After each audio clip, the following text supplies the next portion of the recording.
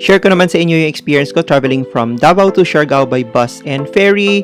And may direct flight naman, but yun, minsan, pag hindi ka nag-book in advance, medyo mahal talaga. So, nag-bus na ako from Ekalan Terminal to Butuan.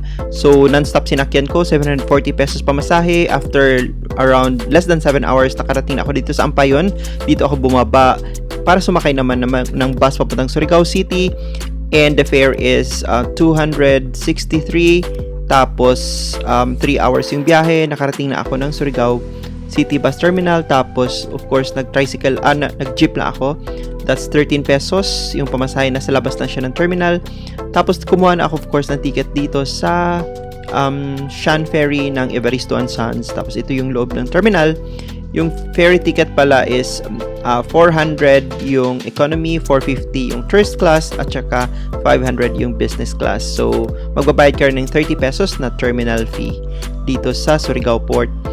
And yung biyahe pala ng Evaristo is around 1.5 hours lang. So, ito yung fastest na ferry papuntang Siargao from Surigao City.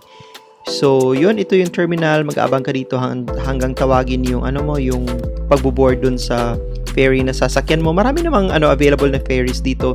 But Evaristo and Sons yung pinaka mabilis. May Montenegro, merong San Gabriel, meron ding iba pa actually. So, yun.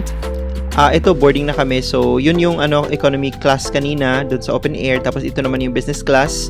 Yan, may pamamon pa sila for the business class at saka water.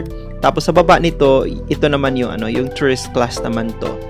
So, comfortable naman. Actually, lahat ng accommodations type comfortable naman.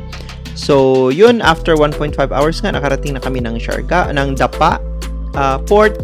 And from Dapa, magsasakay ka naman ng tricycle papuntang dun sa General Luna. Dun kasi yung mga tourist area. So, 50 to 100 yung pamasahe papunta dun. Depende sa sakay. Tapos, yun lang for now. Follow for more.